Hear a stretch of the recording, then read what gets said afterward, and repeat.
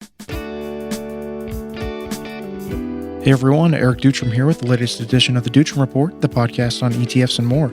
Today's edition is going to focus on the recent news of possible quadruple leverage ETFs and what that means for investors. Now, many have some strong opinions on the subject, but I'll give you my take on why this isn't that bad, and it isn't a harbinger of 10x funds in the near future either. So stay tuned for that right after this.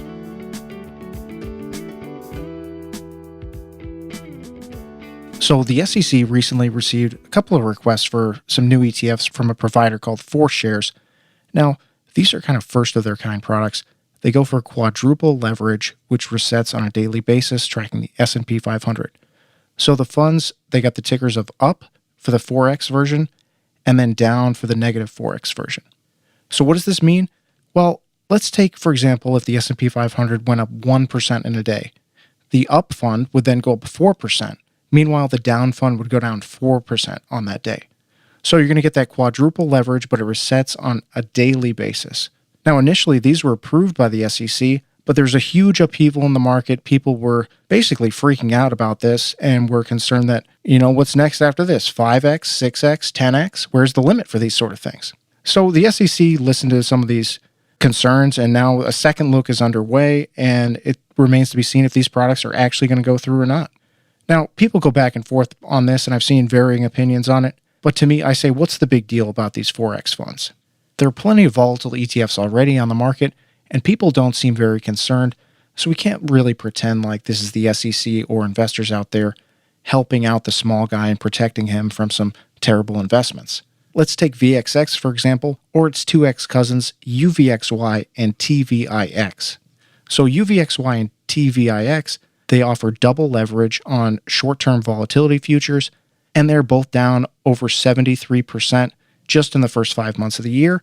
Meanwhile, we have VXX, which is also down significantly, and if you look for a longer time frame for VXX, let's take, for example, about 5 years for this product, it's down 93% in that time frame. No one seems to care about these products, but that's because people are using them for hedging tools, and they're not intended to be held for these long time periods. They're only intended to be used for these short one-day moves. You're trying to get a little bit when volatility goes quite higher in a session, and they're not supposed to be held for these longer time periods. But once again, no one seems to care about this side of the coin, and I think that's an issue that a lot of investors out there who are looking at this quadruple leverage issue aren't really taking into account. But it isn't just volatility investments that are seeing huge swings. We also see some triple leverage products in the equity side too. Take, for example, the gold mining space. We have JNUG and NUGT on the triple leverage side for the gold mining world, and JNUG being the junior gold miners and NUGT being the 3X equivalent for GDX. These both see huge moves on a regular basis, and once again, investors aren't too concerned about these products even though they've been around for quite some time. You can also take, for example, the biotech triple leverage product, which holds biotechnology stocks in an equal weight, so you get plenty of small caps in this market. If you were holding this fund over the past year, you would have gone from an 80% gain down to a double-digit loss in a matter of months. So there's clearly some volatility out there in a lot of products that already exist.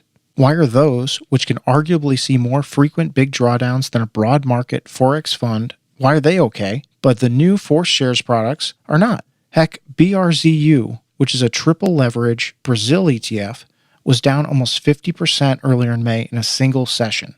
No one bats an eye at that, but if the S&P sees a possible 4X product, it is somehow a harbinger of doom, and it doesn't make any sense to me. My point here is that 4X funds aren't crossing any sort of line of volatility or concern that shouldn't have already been there for a litany of other products already on the market. And at the end of the day, it is up to the trader to decide, is this right for me? If we aren't going to say that for the 3X Brazil funds, how can we say that for the 4X blue chip stocks? Now, with that being said, I look for this S&P 500 4X to be kind of the limit. Sure, we might see 4X Dow Jones or 4X NASDAQ, but that's going to probably be the end of the line here.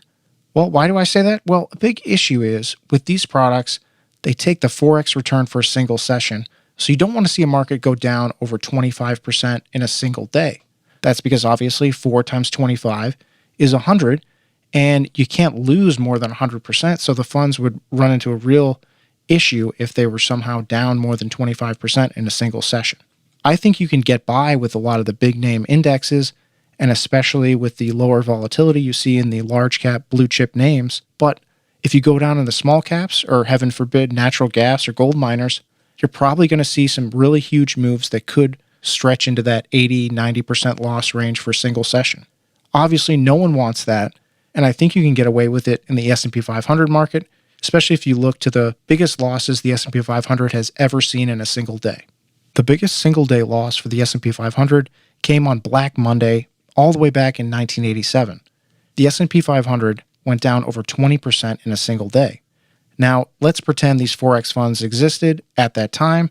We'd see a 80% move higher in the bear fund and a 80% loss in the bull fund for that day. Now, this is obviously a huge move, but it doesn't stretch into that 100% range, and I don't think we'll ever see that type of one-day move thanks to all the circuit breakers that are now in place and the way that markets can sort of stop trading if they do see a very large move. It is also worth noting that that 20% loss was the only time the S&P 500 has ever lost more than 10% in a single day. So that's also something to consider when you're looking at the broader S&P 500 market and what would happen if a Forex fund was around in some of the most volatile times the index has ever seen. I think there's still the question of what would happen in terms of the futures and swaps that would have to be used in order to get this Forex leverage and how you would get out of those contracts in the event of a circuit breaker being hit. But once again, I don't think ETF providers want to get into this situation if they're going to try for the natural gas or gold mining markets where it's just going to be a little too much to handle. At least with the S&P 500, we've never breached that 25% mark, so hopefully it will never be an issue. So why all the fuss then? I think current providers are just a little bit worried about their market share and what's going to happen if these new Forex funds do actually make it to the market. Let's consider some of the 3X options on the market right now. So 3X funds on the market targeting the S&P 500, such as UPRO and SPXL for the bull side, or SPXU and SPXS for the bear side, possess over $2.5 billion in combined assets. That's a lot of revenues to be missed if traders jump into a new hot product and abandon these old 3X funds for the new, more volatile thing. So I bet that a lot of providers out there aren't too happy about the prospect of new competition. Now, on the flip side, I don't think 2X funds will be as hurt. That business should be just fine, and same with the negative 1X.